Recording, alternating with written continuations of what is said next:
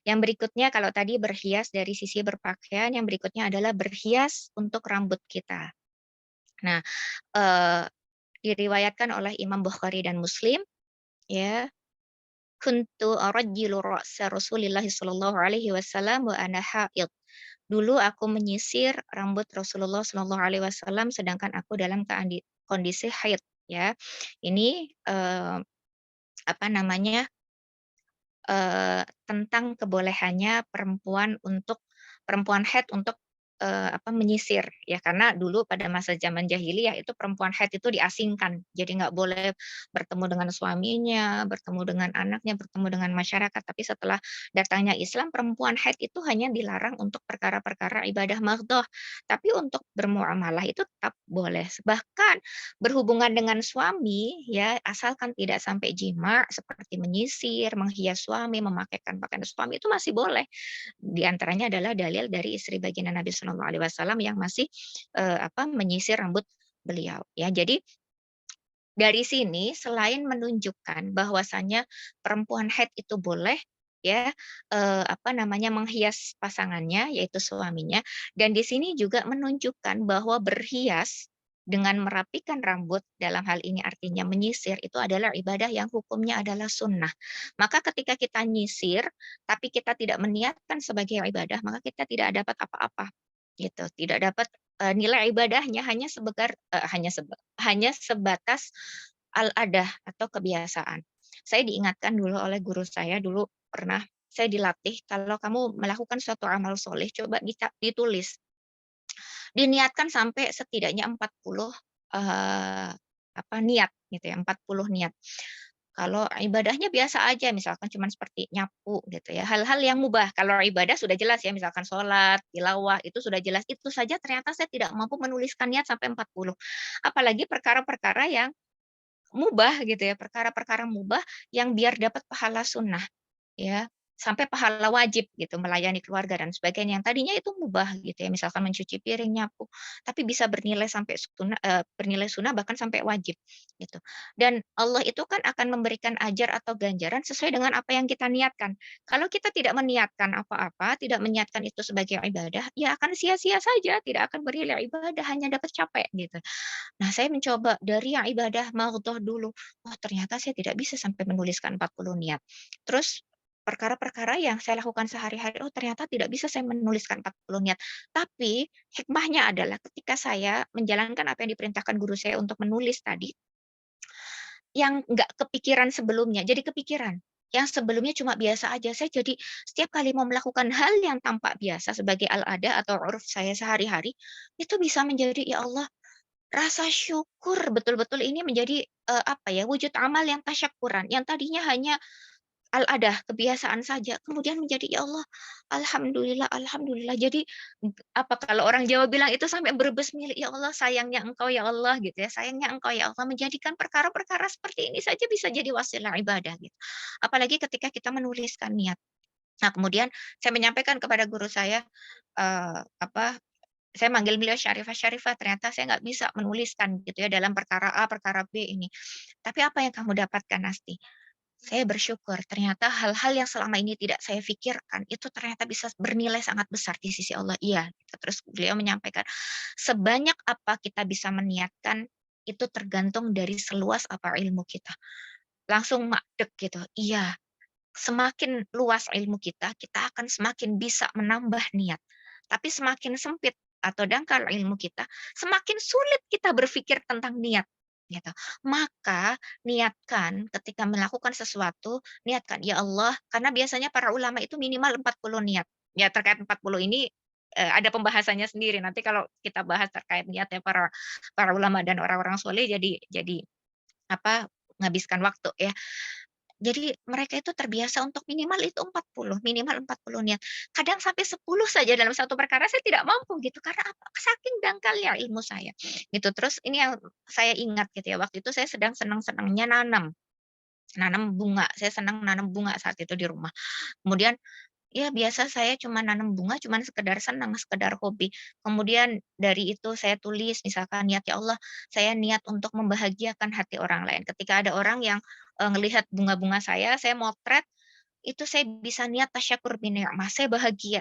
Saya niat bersyukur karena saya bahagia. Jadi nggak cuman pamer, oh saya bisa, apa namanya, bisa nanam sampai bunga itu mekar, cantik, sempurna. Maka itu bisa jadi pamer, ya, bisa jadi makruh sampai berdosa gitu, karena niatnya adalah riya, ya ada unsur pamer. Tapi kalau niatnya adalah menanamkan kebahagiaan untuk orang lain ketika Masya Allah, kemudian orang lain jadi memuji Allah, subhanallah gitu ya, Masya Allah, tabarakal khaliq misalkan. Yang dilihat adalah kebesarannya Allah yang menciptakan bunga aneka warna. Sehingga yang dilihat adalah tajaliatnya Allah yang maha indah gitu, bukan saya yang bisa merawat bunga itu dengan baik gitu. Sehingga kalau yang tadi riya menampakkan, "Oh ini bunganya cantik," bisa jadi maksiat. Tapi ketika kita ingin menunjukkan Allah yang menumbuhkan itu, justru jadinya pahala, gitu ya. Jadi ada tasyakur, kita bersyukurnya jadi pahala syukur. Kita menampakkan Allah, ya, "Ini loh saya tuh mau menceritakan tentang Allah melalui bunga ini."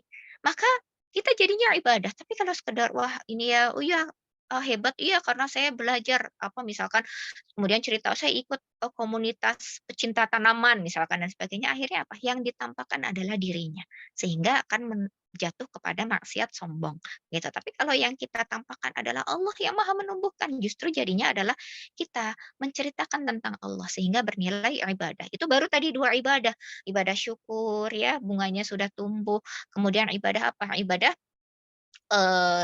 tadi menampakkan ya, memperkenalkan Allah, menceritakan tentang Allah.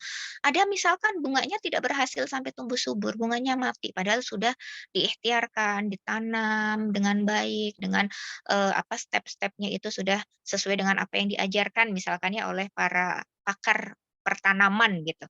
Kemudian sudah diberi pupuk, sudah diasuh ya dengan baik, dengan penuh cinta, tapi qadarullahnya mati.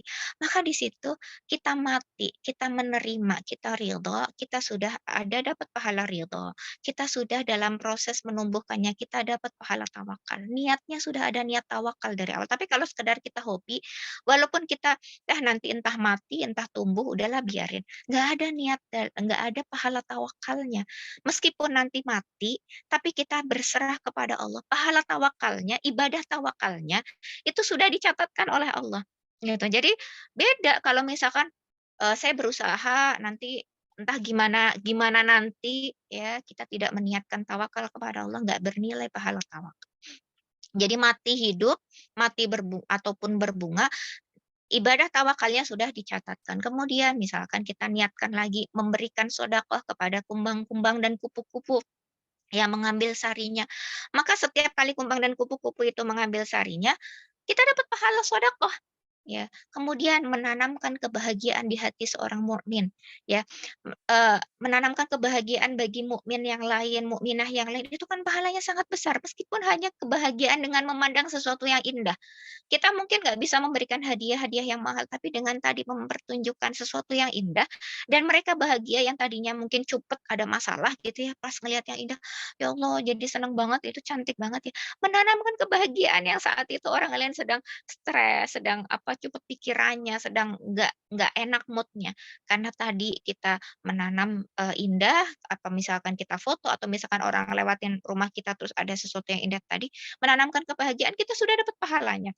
Belum lagi kita ibadah, apa, meniatkan berbagi oksigen kepada makhluk Allah, entah itu tumbuhan, entah itu orang lewat, meskipun mungkin kadar oksigennya nggak besar, tapi ada niat untuk memberikan oksigen, karena kan pada siang hari tumbuhan mengeluarkan oksigen. Kita niatkan itu. Oh, selama ini saya nggak kepikiran untuk niatin sodako oksigen, selama ini saya cuman pengen saya nanam aja bunga atau misalkan saya cuman pengen, apa namanya, hobi aja biar fresh gitu. Dapat fresh kalau niatnya ibadah untuk mem-fresh-kan pikiran kita, ada catatan ibadahnya. Tapi kalau sekedar hobi, ngisi waktu, ya nggak ada catatannya, hanya ada saja kebiasaan. Maka tambahkan niat untuk sedekah. Oksigen. Misalkan kita nggak ada di rumah gitu ya, ada oksigen yang diberikan mungkin hanya sekitar 0,000 sekian persen dari oksigen yang ada di lingkungan saat itu, tapi karena dari 0, sekian 00 sekian persen itu ada dari unsur tumbuhan yang kita tanam meskipun bunganya cuma satu, tanaman mawar atau cuma tanaman melati, ternyata itu, mereka apa namanya, ada oksigen yang mereka hirup, kita dapat pahala. Apalagi makhluk hidupnya nggak cuma satu, misalkan ada lalat, meskipun lalat itu, merugikan manusia, tapi lalat dapat oksigennya dari tumbuhan. Nah, walaupun lalat itu merugikan, tapi tidak ada sesuatu pun yang tidak bermanfaat untuk manusia. Adanya diciptakan lalat pasti ada manfaatnya yang Allah berikan. Bahkan kisah tentang lalat ya, kalau di dalam kitab Nasuhul Ibad Imam Al-Ghazali itu, ternyata ada ulama yang bermimpi Imam Al-Ghazali itu diridhoi oleh Allah itu dari beliau itu memberikan minum, membiarkan lalat, bukan dengan sengaja memberikan minum. Pena yang mau beliau gunakan untuk menulis kitab itu ternyata tintanya itu sedang disedot, apa namanya, diminum sama lalat yang sedang kehausan. Ternyata dari situ Allah ridha kepada beliau dan Allah meridhai beliau. Hanya apa? Karena kasih sayang. Ternyata kasih sayang itu besar karena bagian dari kita berkasih sayang, kita sedang berakhlak dengan akhlaknya Allah. Sebagaimana Rasulullah Shallallahu alaihi wasallam bersabda, "Takhallaqu bi akhlaqillah." Berakhlaknya dengan akhlaknya Allah.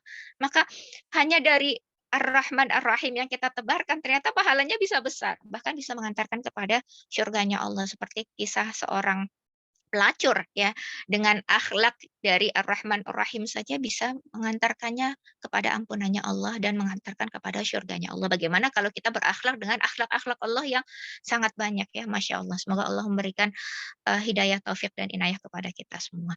Kemudian tadi ya baru apa namanya, perkara-perkara yang mubah itu bisa mengantarkan kita kepada ibadah yang sangat banyak. Karena apa? Karena kita menggandakan atau tasyrik fin niat, kita menyekutukan banyak niat, gitu. Nah, kemudian saya tuh jadi ketika kita sudah tahu gitu ya, ternyata para ulama itu meniatkan dalam satu perkara yang bagi kita itu perkara yang remeh sekali, minimal 40 niat di situ jadi percermin, ya Allah, dalam satu satu perkara saja saya tuh nggak bisa niatin, bahkan 10 aja kadang nggak nyampe gitu ya. Kadang nggak nyampe, ada yang satu perkara, aduh mikir, Syarifah saya nggak bisa ini nemuin gitu ya dalil untuk perkara ini gitu. Akhirnya apa? Tahu kan bahwa kamu bodoh, iya gitu, karena sebanyak apa kita bisa niatkan itu seluas apa ilmu kita gitu dan kemudian dikasih dalil-dalilnya dari satu perkara yang Masya Allah itu perkara remeh tapi ternyata wah itu adalah ibadah yang besar, aduh Masya Allah itu ibadah yang besar sehingga apa, akhirnya kita tuh jadi menangis, menangis apa, menangis takjub dengan kelembutannya Allah dan maha penyayangnya Allah gitu ya. Ya Allah, Islam itu sangat indah dalam perkara kecil orang itu diberi kesempatan yang luas untuk bisa masuk surga, gitu. Jadi, apa, surga itu sangat-sangat, apa ya, kita melihat betapa betapa indahnya Islam. Nah, tapi sekarang yang, dilihat orang bahwa Islam itu kok jadi kaku, gitu ya, bahkan dikit-dikit yang ditunjukkan adalah neraka. Padahal dulu para sahabat Nabi dengar kata nar saja bisa sampai pingsan. Nah, sekarang nar itu remeh, ringan, bahkan itu bisa ditunjukkan kepada orang lain. Eee apa namanya, eee, aduh saya lupa, barangkali ada yang bisa mengingatkan. Syaqiq Al-Balkhi atau Ibrahim bin Adham, saya lupa, di antara beliau berdua. Ketika melihat ahli maksiat, barangkali ada yang bisa mengoreksi saya ya, kalau nggak salah di antara beliau berdua. Ketika melihat ahli maksiat, beliau itu mendoakan semoga Allah menyelamatkannya di akhirat. Kemudian ditegur oleh muridnya, "Ada orang maksiat kok malah didoain semoga diselamatkan di akhirat, bukannya malah karena dia maksiat, orang jadi lihat dia bermaksiat, dia malah efeknya itu memang benar gitu ya. Tapi kenapa malah didoain yang baik? Kalau kita mendoakan mereka untuk nanti jadi selamat di akhirat, artinya apa? Artinya Allah membukakan pintu hidayah kepada taubat. Allah menggerakkannya kepada taubat. Sementara digerakkan kepada taubat itu banyak sekali perjalanannya. Perjalanan ibadah. Allah melembutkan hatinya. Allah menjadikannya sebagai orang yang merasa berdosa. Ya, innallaha yuhibbut tawabin. Allah itu mencintai orang-orang yang bertaubat. Nah, saat itu kita yang melihat orang bermaksiat dengan rasa takabur, dengan rasa sombong, bahkan saat itu kita sedang jatuh kepada maksiat kesombongan. Gitu. Sementara dia kalau diberikan oleh Allah jalan menuju taubat, dia sedang mendekat kepada Allah, wasari'u ila maghfiratin min rabbik, ya, wa jannatin 'arduha samawati wal ard. Jadi yang satu sedang menuju Allah dan ampunannya kepada syurga yang seluas langit dan bumi, yang kita nauzubillah min dzalik justru saat itu melihat orang yang sedang bermaksiat dengan kesombongan justru menjauhkan kita dari wanginya syurga. Nauzubillah summa nauzubillah min dzalik. Nah, dari apa ya, dari sini saja, dari perkara-perkara yang tadi ya, bermula dari berhias, hanya dari nyisir, kita bisa meniatkan sampai berganda-ganda niat. Nah, kalau ternyata dari nyisir saja saya nggak bisa meniatkan yang banyak, potong kompasnya gimana? Ya Allah, dengan ibadah ini yang saya bahkan tidak tahu, ilmu saya nggak nyandak untuk menggandakan niat sebanyaknya niat para ulama, maka ya Allah catatkanlah saya dengan niatnya para nabi, para aulia, para ulama wassalihin. Jadi biasanya saya begitu, misalkan cuman urusan nyapu gitu ya. Urusan nyapu kan kita kalau secara al-adah saja yang penting lantai bersih. Tapi kita bisa menggandakan apa, mengundang malaikat datang, membuat, anak-anak itu nyaman gitu ya, membuat suami pulang sekolah atau pulang kerja itu jadi senang, walaupun kadang nggak kekejar waktunya karena nggak ada pembantu, nggak ada ART di sini. Tapi dalam hal yang kita masih punya kapasitas, walaupun kita mungkin tidak bisa seperfeksionis ketika di Indonesia ya, karena keterbatasan kita tinggal apa-apa sendiri gitu, apalagi punya anak, anak banyak misalkan, dengan aktivitas bekerja dan sebagainya. Hal-hal yang ternyata kita diberikan kesempatan oleh Allah, kita syukuri. Jadi kalau misalkan kita hanya kecewa, "Ya Allah kok nggak bisa ya melakukan semuanya," yang bisa kita lakukan, kita syukuri dulu dan kita gandakan niat. Sehingga apa, pada perkara-perkara yang memang tidak bisa kita terkejar, sudah ya Allah la haula wala quwata illa billah. Tapi kita nggak jadi menggugat Allah, "Ya Allah susah hidup di sini, badan pegel, nggak ada tukang pijit yang bisa dipanggil," misalkan kalau di Indonesia. Akhirnya apa, jadi keluh kesah. Kalau keluh kesah kita jatuh kepada dosa. Maka kita lihat perkara-perkara indah yang Allah sediakan.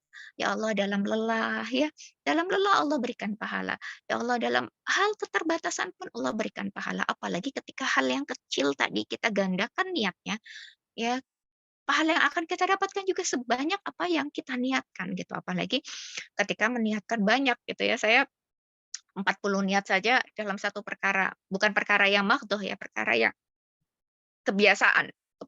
Perkara yang mubah-mubah saja ternyata saya belum mampu gitu. Maka potong kompas. Ya Allah, saya niatkan ini seperti niatnya para nabi ketika melakukannya. Ya Allah, saya niatkan ini seperti niatnya para aulia Allah, para ulama, para sholihin ketika meniatkannya. Maka perkara-perkara mubah kita bisa mendapatkan pahala-pahala yang berlimpah. Kemudian tadi baru menyisir ya, jadi panjang nih menyisir. Kemudian berhias rambut yang berikutnya setelah menyisir adalah menyambung rambut. La'anallahu al-wasilata wal mustausilah. Dari, Abu Hurairah radhiyallahu taala anhu, Rasulullah shallallahu alaihi wasallam bersabda, Allah melaknat perempuan yang menyambung rambut, wasilah, wal mut wal mustausilah, dan perempuan yang meminta agar rambutnya disambungkan.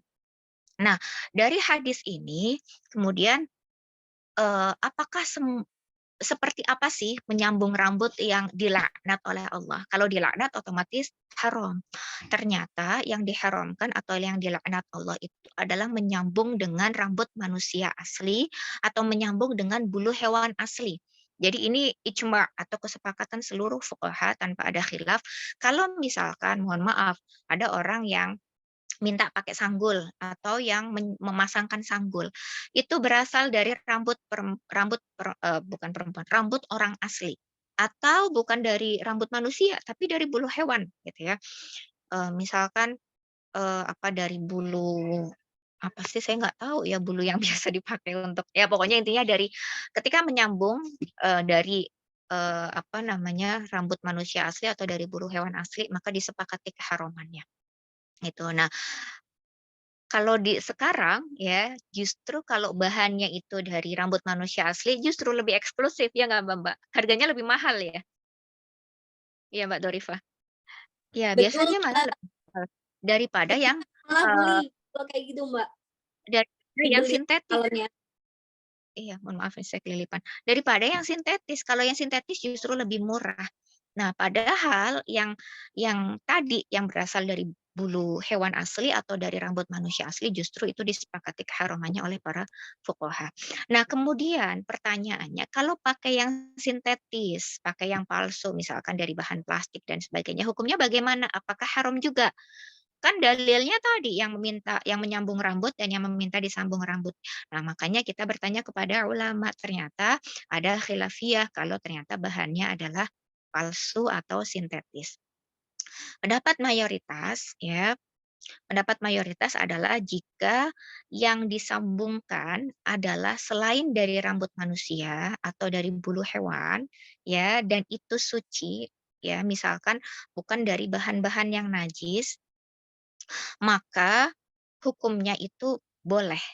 Ya, hukumnya boleh tidak haram. Misalkan ada wig dari plastik misalkan atau dari bahan lain, saya nggak tahu lah bahan apa gitu ya, saya nggak punya wig, itu mubah, boleh ya.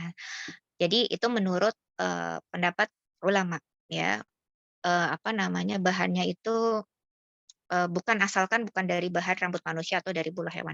Tetapi ternyata ada khilaf dalam pemakaiannya.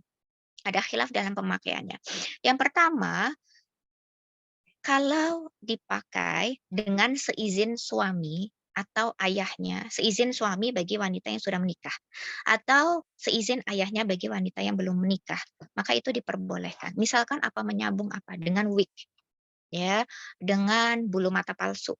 Tapi bahannya tadi, bahan yang sintetis. Kalau bahan yang asli dari rambut manusia atau bulu hewan asli, meskipun suaminya mengizinkan ataupun bagi yang belum menikah meskipun ayahnya mengizinkan, tapi bahannya asli sudah jelas haram. Nah, kalau ternyata bahannya sintetis, suaminya mengizinkan, ayahnya mengizinkan, gitu ya. Kalau buat yang sudah menikah nggak perlu izin ayahnya, yang penting suaminya mengizinkan, itu boleh. Asalkan apa? Asalkan menutup aurat. Misalkan dia pakai bulu mata palsu, ini di bagian yang harus ditutup auratnya atau tidak? Tidak, gitu. Jadi suaminya ngizinin, pakai bulu mata palsu, maka suaminya ngizinin boleh, ya, tidak sampai haram. Tapi misalkan pakai wig, suaminya ngizinin, tapi dia memperlihatkan wig itu sebagai pengganti kerudung, terus keluar rumah. Nah, maka itu jatuhnya bagaimana? Hukumnya haram, meskipun suaminya ngizinin. Karena apa?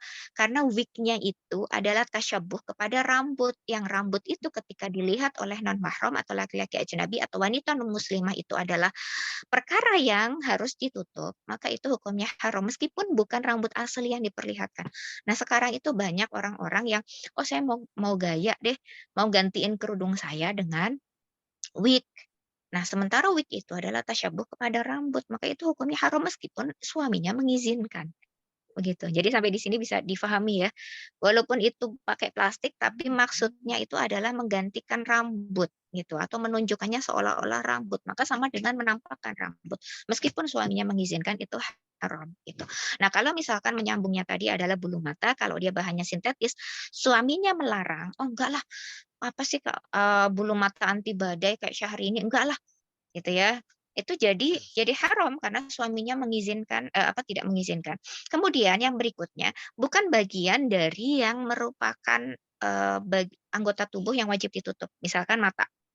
Mata kan tidak wajib untuk ditutup ya, bukan bukan apa, aurat yang wajib ditutup. Tapi kemudian jadi berlebihan, orang lihat jadi, "Ih, aneh banget, ih, kok jadi bulu matanya tebel banget, anti badai," begitu. Itu jatuh kepada perkara apa? Jatuh perkara tabarruj, berlebih-lebihan, ya, maka bisa jatuh kepada makruh sampai dengan keharaman. Yang lain nggak ada yang pakai bulu mata begitu, dia pakai bulu mata sampai orang itu sampai ngeliriknya tuh, wih, beda banget gitu kan, jadi mencolok dan jadi aneh gitu ya, jadi berlebih-lebihan, maka dia sudah jatuh kepada perkara tabarruj gitu. Tapi kalau misalkan dia menikah, ya, menikah kemudian pakai rias pengantin. Rias pengantin ketika digunakan untuk menikah, itu adalah perkara yang sesuai dengan urf, yang normal-normal saja, maka dia tidak jatuh dalam perkara tabarruj. Tapi dengan riasan yang sama persis digunakan datang ke pengajian, maka dia sudah jatuh kepada tabarruj. Jadi tabarruj itu seperti yang tadi saya katakan di awal, tidak bisa disamaratakan. Ya, sama seperti orang pakai tas Louis Vuitton. Dia pas datang di tengah orang-orang yang memang baju-bajunya atau pakaian, apa namanya, tasnya memang sekelas, ya nggak jadi tabarruj, tapi dia bawa ke kampungnya, yang orang-orang mungkin hanya pakai tas 50.000 bahkan yang tas 20.000 ya dia jadi jatuh kepada tabarruj, bahkan bisa sampai haram gitu. Ya, naudzubillah min dzalik. Jadi sama seperti tadi, perkara yang mubah pun harus dilihat. Kalau perkara yang mubah itu sampai berlebih-lebihan bisa jadi perkara yang haram. Kemudian menurut Imam Malik dan At-Tabari dan beberapa ulama yang lainnya menyatakan bahwa menyambung rambut itu dilarang secara mutlak gitu ya, dilarang secara mutlak meskipun apa namanya, tadi ya, kalau dengan bahan yang bahan, apa, rambut manusia atau bulu hewan itu kan memang ijma. Nah, kalau ternyata dia bahannya dengan sintetis atau palsu, ini ada khilafiyah.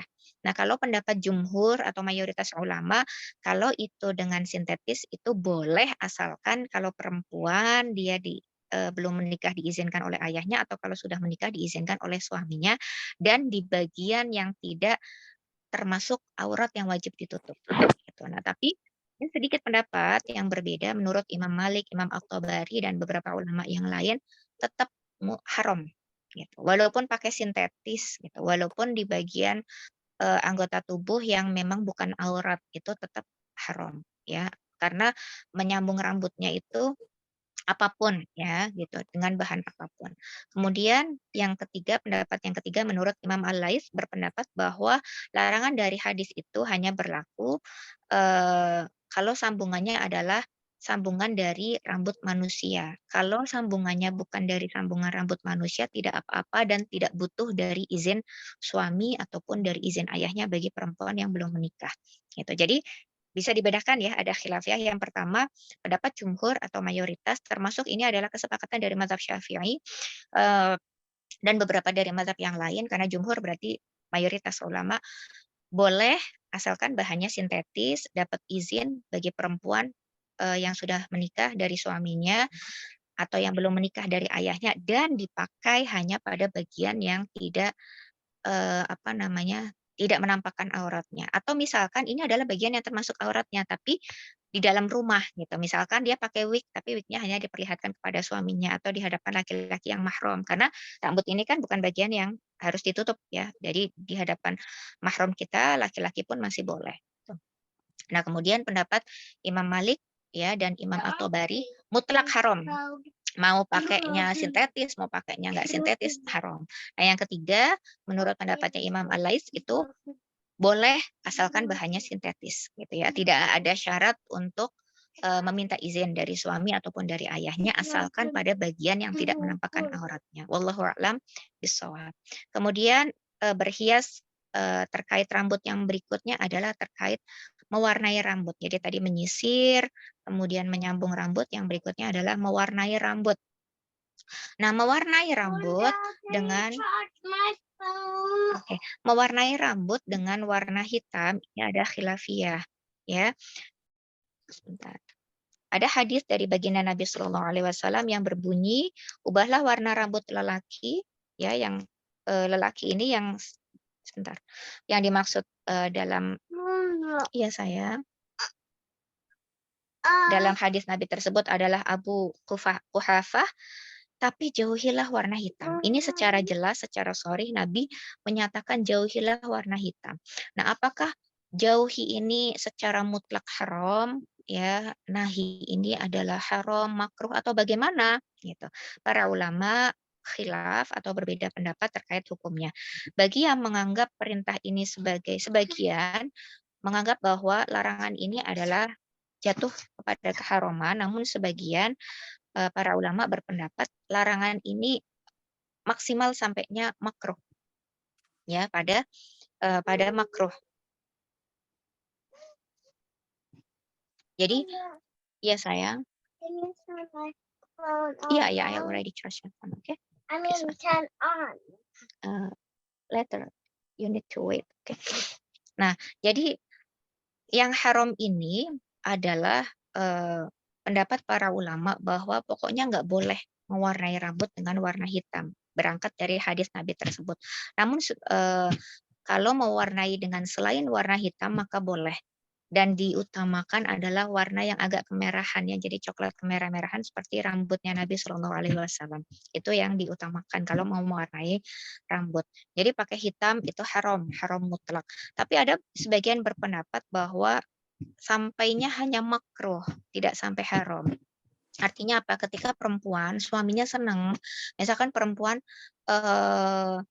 apa namanya istrinya itu sudah ubanan. Terus laki-laki suaminya itu memerintahkan kepada istrinya, "Cobalah Dek, biar kelihatan lebih muda," gitu ya, biar tampak lebih muda. Jadi mohon maaf gitu, menggairahkan untuk suaminya. Maka ketika mengambil dari pendapat yang makruh, tidak mutlak haram, maka ketika dia mengikuti perintah suaminya, maka masih boleh gitu, maka masih boleh. Atau misalkan dari riwayat yang lain, kenapa tidak sampai haram? Karena ada riwayat yang ketika ada pasukan, ya, ada pasukan perangnya baginda Nabi Shallallahu Alaihi Wasallam mencat dengan warna hitam karena apa? Untuk menggentarkan musuh, biar kelihatan masih muda, sehingga musuh itu nggak, itu pasukannya udah tua-tua gitu kan. Jadi dengan warna hitam itu untuk menggentarkan sehingga terlihat lebih muda. Ini yang kemudian dijadikan hujah bahwa mencat rambut dengan warna hitam itu tidak sampai haram mutlak, tapi eee, paling banter makruh. Sehingga tadi contohnya kalau misalkan ada suami meminta istrinya untuk mencat rambut, karena perintah suami itu kan wajib dipatuhi, asalkan tidak sampai haram. Kalau misalkan kita mengikuti pendapatnya haram mutlak, maka meskipun itu perintah dari suami karena kita mengikuti pendapatnya haram, haram itu kan berarti melanggar perintahnya Allah, ya, melanggar larangannya Allah. Maka kalau misalkan kita mengikuti perintah suami, mendahulukan dari larangannya Allah, maka itu sudah jatuh kepada perbuatan dosa. Tapi kalau mengikuti pendapat yang makruh ketika suami memerintahkan itu, ya nggak apa-apa. Dilakukan nggak dapat pahala, tapi ditinggalkan dapat pahala. Begitu, ya. Karena apa? Karena ulama yang berpendapat makruh berhujah bahwasanya, eee, ada pasukan perang yang mencat rambutnya dengan warna hitam untuk menggentarkan musuh, sehingga mewarnai rambut dengan warna hitam ada khilafiyah. Ini sudah jam 12, mau dilanjut lagi berhias yang lain, ke gigi dan Eee, sebagainya, Kayaknya atau perlu cukup? jeli 2 deh, Mbak. Soalnya nanti saya yakin ada pertanyaan juga. Nanti kalau misalnya kita ada pertanyaan pasti makin lama, nanti makin capek. Kayaknya, aduh, ini kasihan banget ini udah dari 2 jam yang lalu. Seru, Mbak. Kalau boleh sih Ya, saya request part 2 ya, Mbak. Kayaknya ini itu saya dikembalikan pribadi ke juga Mbak pengen nanya. Ulfi, Hmm? apa saja. Gimana, Mbak? Nanti keputusannya sama ketua, kalau saya cuman ini, cuman jalankan amanah saja. Iya, apakah nanti, barangkali gantian dari yang lain atau mau dilanjut jilid 2 nanti, keputusan ada di Ibu Ketua. Ya berarti sampai di sini dulu, kita cukupkan dulu. Iya ini make up ya, ini make up belum sampai, ini baru baru berhias rambut. Karena berhias dari yang kepala saja ini ternyata banyak ya, ada rambut, ada gigi, ya Mhm. ada pipi, mata dan sebagainya. Nanti kalau wajah itu kan nanti termasuk make up juga. Insyaallah mudah-mudahan Allah taala meridhai proses belajar kita. Mohon doanya juga Mbak-mbak apa yang saya sampaikan ini tidak menjadi laknat untuk saya karena tanggung jawab yang menyampaikan itu lebih berat daripada yang mendengarkan. Semoga, apa yang kita sampaikan baik yang menyampaikan maupun yang menyimak sama-sama mendapatkan keridhaan Allah Subhanahu wa taala. Amin. Yang kita pelajari pada hari ini menjadi wasilah ya pintu keridhaan Allah dan menjadi pemberat amal soleh kita di akhirat nanti kelak. Amin. Amin Allahumma. Mohon maaf lahir dan batin atas segala khilaf dan kekurangan, segala yang benar datang dari Allah, hak dari Allah Subhanahu wa taala semata. Segala yang kurang, segala yang buruk, segala yang keliru mohon dimaafkan dan mohon dikoreksi ya jika ada yang keliru karena saya yakin di sini Mbak-mbak semua lebih lebih berilmu daripada saya dan saya mohon koreksinya. Dengan kerendahan hati saya mohon maaf sebesar-besarnya. Aku qouli hadza astaghfirullah li wa lakum. Ihdinas siratal mustaqim, ihdinas siratal mustaqim, ihdinas siratal mustaqim. Billahi taufiq wal hidayah wa ridha wal inayah wallahu muwaffiq ila aqwamit thoriq. Assalamualaikum warahmatullahi wabarakatuh. Saya kembalikan kepada moderator. Tafadholi mungkin jika ada pertanyaan atau koreksi. Saya lebih enak kalau ada koreksi ya atau tambahan dipersilakan ya. Terima kasih. Alhamdulillah, terima kasih banyak, Masih. Ya, Pokoknya sama-sama. kalau saya pribadi pasti dari tadi, "Oh gitu ya, oh gitu ya, oh gitu ya." Jadi banyak hal, banyak pengetahuan baru yang saya dapat dan melihat komentar dari teman-teman nih daging semua. Ini kayaknya sama deh, saya sama teman-teman tuh banyak hal yang kita ini, kita ketahui terus nambah lagi pengetahuannya. Eee, Teman-teman, sebelum, pertanyaan dari teman-teman, saya izin dulu ya. Saya izin Mbak Asti, saya ada pertanyaan yang, eee, penasaran juga, tapi mungkin, kalau boleh Mbak, ini di luar topik sedikit, berhubung kita membahas tasabuh Mbak. Jadi saya pernah baca, eee, tasabuh ini apakah berlaku untuk, makanan dan minuman Mbak. Jadi kan, kita tuh di Indonesia itu kan lagi ini ya Mbak, populer tuh yang K-pop, Jepangan atau Korea ya.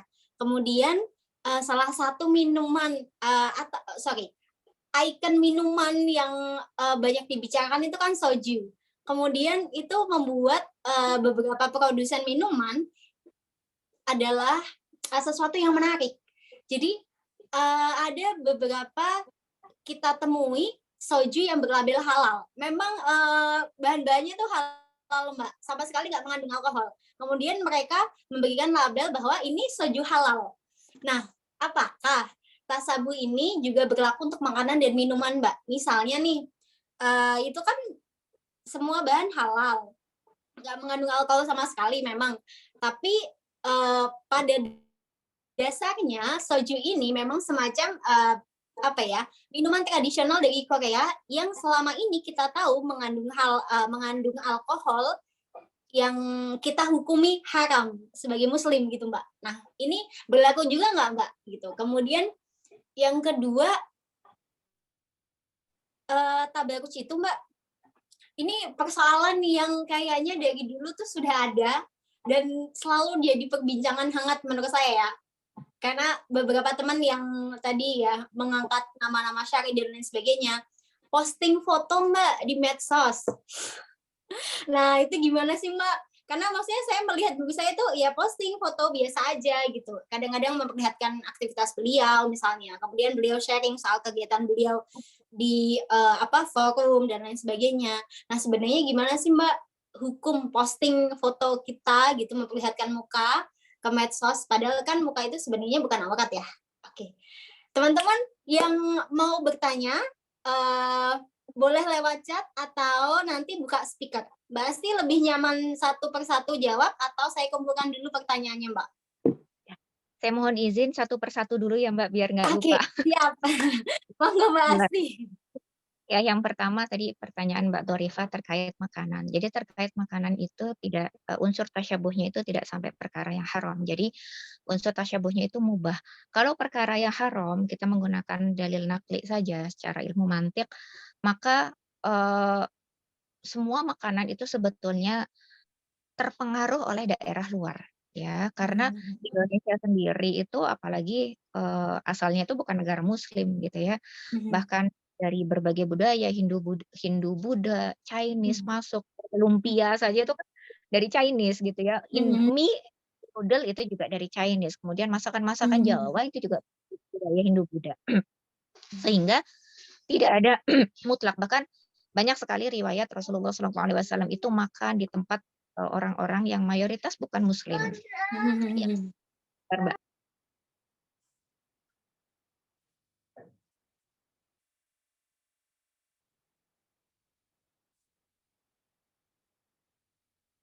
Mohon maaf interupsi sebentar si kecil.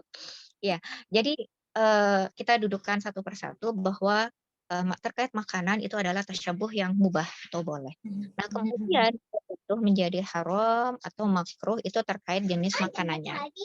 Saya kebetulan pecinta pete gitu ya. Pete itu makruh hukumnya karena mengandung bau gitu. Nah, kalau misalkan seperti itu ya kita jatuh kepada kemakruhan gitu. Jadi harus didudukkan secara adil. Nah, kalau kemudian tadi yang tasyabuh tadi menggunakan bahan-bahan haram yaitu jelas itu haram, bukan karena tasyabuhnya tapi karena bahan. Karena tasyabuhnya pada makanan itu mubah ya, tidak ada. Bahkan mohon maaf, makanan yang digunakan dalam pesta beribadahnya orang kafir sekalipun itu mubah. Misalkan apa? Dodol keranjang. Ada yang pernah makan itu enggak? Iya, Kalau yang itu ya Mbak, kalau Imlek ya? iya, Oh, Imlek itu mereka biasa iya. kalau buat ke kuil-kuil, ke apa namanya? Aduh, saya lupa istilahnya kalau orang-orang Cina Kelenteng. di daerah. Iya, kelenteng. Nah, itu kayak buat persembahannya mereka gitu ya, bahkan untuk dewa-dewanya. Itu pun halal, asalkan Halal. bahannya adalah berasal dari bahan yang halal begitu. Jadi bahkan yang dipakai untuk ubudiyah sekalipun untuk makanan tasyabuhnya adalah tasyabuh pada perkara yang halal. Mau bahkan makanan western sekalipun apapun itu halal asalkan bahannya adalah bahan yang halal. Nah kemudian tadi Eh, saya baru boleh dengar itu nama posting, makanan Mbak. maklum ya. Saya ini Posting banget Mbak di medsos. iya kampungan banget tadi apa nama makanannya, Mbak? Kue keranjang, Mbak. Soju, Bukan soju, soju Mbak. soju. Soju. Saya juga nggak tahu wujudnya seperti apa, Mbak. Mohon maaf. Ini kan Ya gitu, Kak, di botol. ya, jadi intinya begini, Mbak, untuk menentukan ya Soli. Oke, later insyaallah.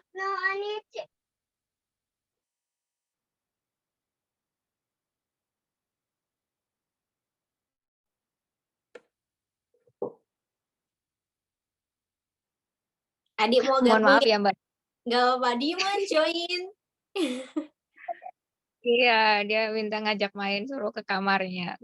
Iya, jadi kalau misalkan bahan halal dan haram itu tidak bisa dari klaim orangnya saja, tapi kita juga soalnya kadang begini ya, dulu di Jakarta itu kayak di mall-mall besar, seperti contohnya dulu saya pernah makan di Kokas, kebetulan dulu rumah di dekat Kokas, jadi tinggal saueran gitu ya, deket. Nah, Ya. itu sering di restorannya itu ada tulisan no pork, no lard gitu. Ketika saya tanya dan salah satu trik mereka adalah mempekerjakan pelayan-pelayan berhijab atau bahkan aslinya nggak berhijab gitu ya, nggak pakai ya penutup aurat gitu, tapi sengaja biar apa? Biar eee Dikira customer halal. muslim sedot. Ya, gitu. Terus waktu itu suami saya nanya, "Ini sudah ada logo sudah ada sertifikat halal MUI belum?" Meskipun bukan berarti kalau belum ada sertifikat halal itu haram, bukan berarti demikian ya, tapi Iya.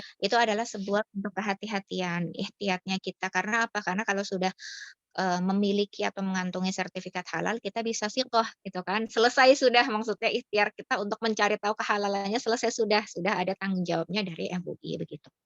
Jadi kita lebih bisa siqah. Nah, oh ini sedang proses gitu. Ternyata berapa lama di Indonesia ternyata sudah sampai puluhan tahun dan sebagainya. Nah, itu secara logika saya dulu ingat waktu itu Kiai Ma'ruf Amin ya waktu itu pas suami saya sowan ke beliau itu pernah Kiai Ma'ruf Amin tuh menyampaikan, yang harusnya ada di Indonesia itu bukan sertifikat halal, tapi sertifikat haram dan itu saya sepakat sekali sertifikat haram karena apa? Karena justru lebih mudah menemukan yang halal daripada menemukan yang haram. Nah, ini contoh saja kemarin itu di Tegal itu ada perusahaan yang dia itu menjual daging ayam, ayam potong itu dengan mesin motongnya. Ya, jadi potongnya tuh langsung ayam seperti di sinilah, seperti yang kita lihat di video-video pemotongan di dunia barat itu kan ayam digendong langsung dipotong. Itu kan sudah jelas haram, begitu. Dan itu lebih murah dan banyak ternyata di drop-drop ke pasar-pasar dan para penjual itu lebih suka kulakan dari pabrikan ini. Karena apa? Karena harganya murah. Lebih Kenapa kok murah. harganya lebih murah? Nah, iya, prosesnya lebih cepat. Ya kan, kalau nyembelih satu-satu harus memastikan ada jalur-jalur yang terpotong begitu. Belum nanti buat bayar karyawannya secara waktu juga lebih lebih panjang kan begitu. Jadi lebih lama lah semuanya gitu. Sehingga biaya yang dikeluarkan oleh perusahaan pemotongan itu kan akan lebih lebih sedikit gitu. Dan ketika haram ya sudah jelas kita harus meninggalkan begitu. Jadi ternyata yang seperti itu karena dijual di pasar-pasar tidak punya sertifikat haram sehingga ka itu kan lebih lebih membahayakan untuk umat Islam gitu, sementara mayoritas pembelinya tuh umat Islam, kan gitu. Ya makanya kenapa saya lebih setuju sertifikat haram gitu dan sekarang itu sertifikat halal itu seperti diperjualbelikan, bahkan bukan yang sejatinya untuk menentukan kehalalan atau keharaman, itu pakai sertifikat halal. Contohnya apa? Kerudung. Masa ya kerudung butuh sertifikat halal gitu, yang ada adalah Nah. tidak dari bahan najis, kerudung itu tidak akan dikonsumsi, bahkan air minum. Sebentar, Mbak. Oh, adek, kasihan.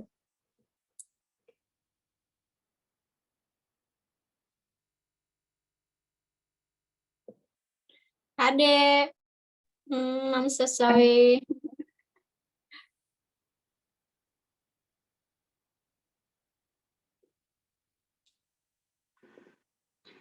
Mbak Iva, Ya. ini kita buat nanti ada part 2-nya kan ya bulan depan. Iya. Kayaknya ini aja masih panjang. Memang terus ada yang tanya kan ini kasihan udah 2 jam juga ya.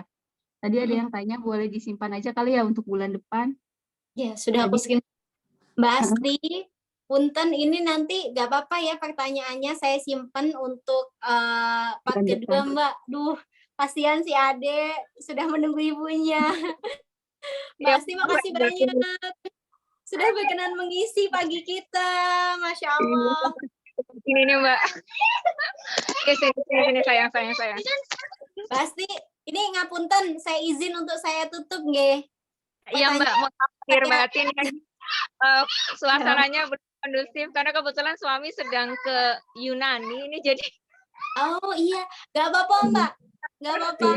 skillnya apa yang mungkin Mbak nanti mohon diingatkan mungkin barangkali bisa. Akhir batin Ya Mbak. Dia mohon. Ya, Mbak, makasih banyak Mbak Asti. Teman-teman, ini Mbak Asti mau ini dulu ya main dengan anaknya. Kita juga sudah 2 jam, alhamdulillah. Saya simpan juga, saya sudah screenshot pertanyaan dari Mbak Jati. Sebentar, tadi maaf Mbak Jati dan Mbak Wardah ya. Saya cek, saya sudah saya screenshot. Mbak Farah dan Mbak Jati ya sudah saya screenshot. Mohon nanti diingatkan, insya Allah kita ada jilid 2. Nanti saya bacakan kembali ya Mbak pertanyaannya. Baik, alhamdulillah terima kasih teman-teman yang sudah bergabung. Dan asik banget kita diskusi dan mendengarkan materi dari Mbak Asti. Insya Allah kita akan ada pertemuan lagi. Kemudian kembali lagi saya mengingatkan kalau misalnya teman-teman di luar pengurus mau misalnya ada tema tertentu yang ingin dibahas di forum kajian fatwa fikih praktis wanita, boleh DM kita di @fatayatnu_uk. Kemudian nanti kita akan menginfokan juga, insya Allah nanti ada ini ya 2 mingguan juga tadarus bersama. Sebentar ada Mbak ya. Kemudian astagfirullah, maaf saya jadi lupa. Insya Allah ada program-program yang lain juga, tapi ini programnya 1 bulan sekali. Nanti akan ada pengumuman lebih lanjut di IG kita. Baik, terima kasih sebelumnya yang sudah hadir. Saya mohon maaf sebesar-besarnya selaku moderator apabila ada yang kurang berkenan di hati. Kemudian sebelum saya tutup, saya mengingatkan kembali untuk para pengurus, mohon di sini terlebih dahulu kita akan ada rapat insya Allah untuk pelantikan nanti di bulan Juli kalau tidak mundur. Baik, dari saya wallahul muwaffiq ila aqwamit thoriq. Wassalamualaikum warahmatullahi wabarakatuh. Waalaikumsalam warahmatullahi wabarakatuh. Kita tutup sama-sama dengan doa kafaratul majelis ya para sahabat. Subhanakallahumma